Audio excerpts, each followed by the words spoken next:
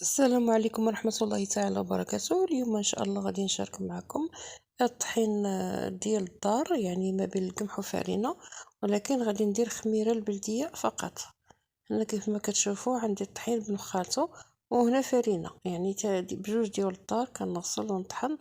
هنا كيف ما كتشوفوا فارينة خليتها بالحمرة ديالها، والقمح خليته بنخالطو يعني بالحمراء، ونخالطها هي الغليظة، يعني ما غربلتو ما والو. هنا واحد الحبيبة ديال القمح، وهنا كنحاول نخلط مزيان ما بين الفرينة والقمح.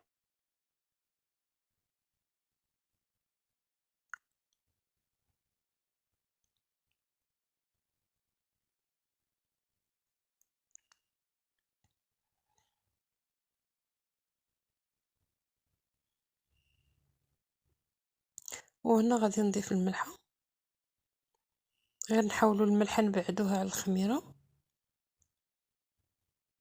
وهنا كنضيف مزيج ما بين حبة حلاوة والنافع والسانوج. وهنا كنضيف إيلان اللي ديجا مطحون، كندير تا هو تقريبا واحد الكمية. وهنا خميرة بلدية البنات، يعني كندير واحد الكمية لا بأس بها باش كتخمر لينا الخبز. ها هي واحد الحاجة البنات، الا بغيتي ديروا خميرة البلدية بوحدها ضروري خصكم تعجنوا شوية بكري، لأن كتاخد شوية الوقت.